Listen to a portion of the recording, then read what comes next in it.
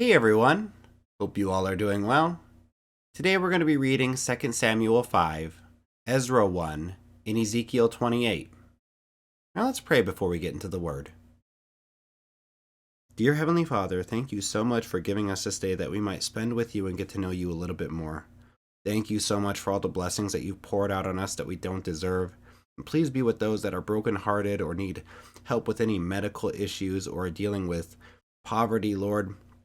Please be near them and place your hand on them to lift them up for the glory of your kingdom. Please guide us with your Holy Spirit as we get into your word to open up our hearts and our minds to anything you would have us to know today. Please forgive us of our sins and lead us away from temptation, that we might be more like you and glorify you in your kingdom. In Jesus' name we pray. Amen. Now let's get started.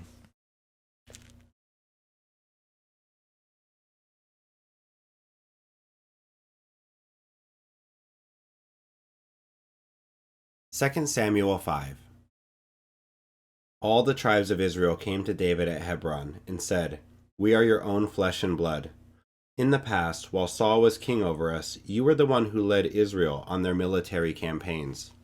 And the Lord said to you, 'You will shepherd my people Israel, and you will become their ruler.' When all the elders of Israel had come to King David at Hebron, the king made a covenant with them at Hebron before the Lord, and they anointed David king over Israel. David was 30 years old when he became king, and he reigned 40 years. In Hebron he reigned over Judah 7 years and 6 months, and in Jerusalem he reigned over all Israel and Judah 33 years.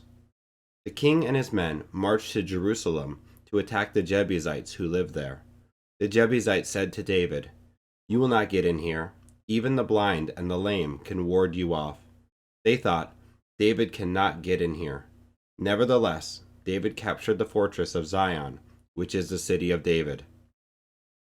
On that day, David had said, 'Anyone who conquers the Jebusites will have to use the water shaft to reach those lame and blind who are David's enemies. That is why they say, the blind and lame will not enter the palace.' David then took up residence in the fortress and called it the City of David. He built up the area around it, from the terraces inward. And he became more and more powerful because the Lord God Almighty was with him. Now Hiram, king of Tyre, sent envoys to David, along with cedar logs and carpenters and stonemasons, and they built a palace for David. Then David knew that the Lord had established him as king over Israel and had exalted his kingdom for the sake of his people Israel. After he left Hebron, David took more concubines and wives in Jerusalem, and more sons and daughters were born to him. These are the names of the children born to him there: Shemua, Shobab, Nathan, Solomon, Ebar, Elishua, Nepheg, Japhiah, Elishama, Eliada, and Eliphelet. When the Philistines heard that David had been anointed king over Israel, they went up in full force to search for him. But David heard about it and went down to the stronghold. Now the Philistines had come and spread out in the valley of Rephaim. So David inquired of the Lord, 'Shall I go and attack the Philistines? Will you deliver them into my hands?' The Lord answered him, 'Go, for I will surely deliver the Philistines into your hands.' So David went to Baal Perazim, and there he defeated them. He said, 'As waters break out, the Lord has broken out against my enemies before me.' So that place was called Baal Perazim. The Philistines abandoned their idols there, and David and his men carried them off. Once more the Philistines came up and spread out in the valley of Rephaim. So David inquired of the Lord, and he answered, 'Do not go straight up, but circle around behind them and attack them in front of the poplar trees. As soon as you hear the sound of marching in the tops of the poplar trees, move quickly, because that will mean the Lord has gone out in front of you to strike the Philistine army.' So David did as the Lord commanded him, and he struck down the Philistines all the way from Gibeon to Gezer.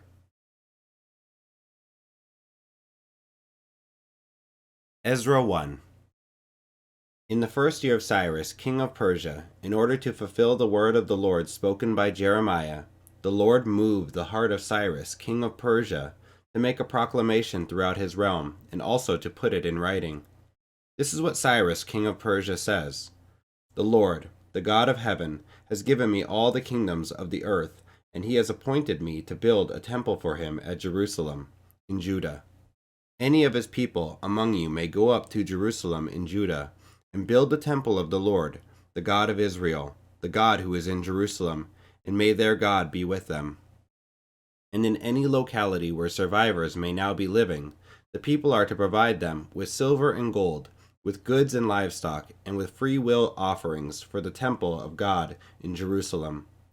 Then the family heads of Judah and Benjamin, and the priests and Levites, everyone whose heart God had moved, prepared to go up and build the house of the Lord in Jerusalem.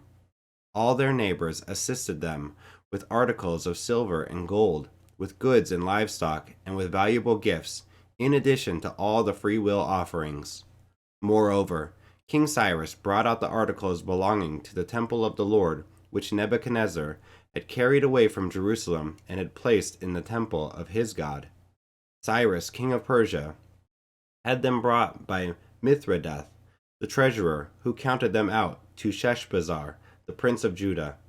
This was the inventory: gold dishes, 30; silver dishes, 1,000; silver pans, 29; gold bowls, 30; matching silver bowls, 410; other articles, 1,000.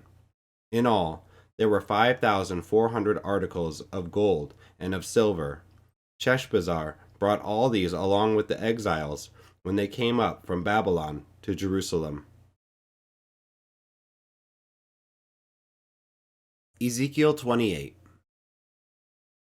The word of the Lord came to me: Son of man, say to the ruler of Tyre, this is what the sovereign Lord says. In the pride of your heart you say, I am a god. I sit on the throne of a god in the heart of the seas. But you are a mere mortal and not a god, though you think you are as wise as a god. Are you wiser than Daniel? Is no secret hidden from you? By your wisdom and understanding, you have gained wealth for yourself and amassed gold and silver in your treasuries. By your great skill in trading, you have increased your wealth, and because of your wealth, your heart has grown proud. Therefore, this is what the sovereign Lord says: Because you think you are wise as a god, I am going to bring foreigners against you, the most ruthless of nations. They will draw their swords against your beauty and wisdom, and pierce your shining splendor. They will bring you down to the pit, and you will die a violent death in the heart of the seas. Will you then say, I am a god, in the presence of those who kill you? You will be but a mortal, not a god, in the hands of those who slay you. You will die the death of the uncircumcised at the hands of foreigners. I have spoken, declares the sovereign Lord. The word of the Lord came to me: Son of man, take up a lament concerning the king of Tyre, and say to him, this is what the sovereign Lord says. You are the seal of perfection, full of wisdom, and perfect in beauty. You were in Eden, the garden of God. Every precious stone adorned you: carnelian, chrysolite, and emerald, topaz, onyx, and jasper, lapis lazuli, turquoise, and beryl. Your settings and mountings were made of gold. On the day you were created, they were prepared. You were anointed as a guardian cherub, for so I adorned you. You were on the holy mount of God. You walked among the fiery stones. You were blameless in your ways, from the day you were created till wickedness was found in you. Through your widespread trade, you were filled with violence, and you sinned. So I drove you in disgrace from the mount of God, and I expelled you, guardian cherub, from among the fiery stones. Your heart became proud on account of your beauty, and you corrupted your wisdom because of your splendor. So I threw you to the earth. I made a spectacle of you before kings. By your many sins and dishonest trade, you have desecrated your sanctuaries. So I made a fire come out from you, and it consumed you, and I reduced you to ashes on the ground in the sight of all who were watching.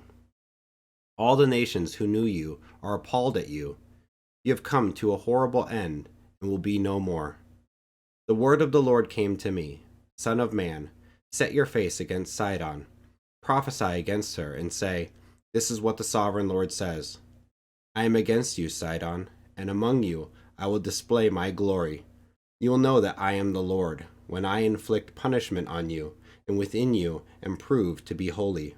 I will send a plague upon you, and make blood flow in your streets. The slain will fall within you, with the sword against you on every side. Then you will know that I am the Lord. No longer will the people of Israel have malicious neighbors, who are painful briars and sharp thorns. Then they will know that I am the sovereign Lord. This is what the sovereign Lord says. When I gather the people of Israel from the nations where they have been scattered, I will be proved holy through them in the sight of the nations. Then they will live in their own land, which I gave to my servant Jacob. They will live there in safety and will build houses and plant vineyards. They will live in safety when I inflict punishment on all their neighbors who malign them. Then they will know that I am the Lord their God. Thanks for joining and listening today. If you have any questions, leave them down here in the comments section, and I'll be making some videos where I go through some of those questions, show you some of the questions that I had, and maybe we can find some answers or even dive into it together. Thanks, guys. Hit the like and subscribe, and come back for more. All right, guys, take it easy. Bye. God bless.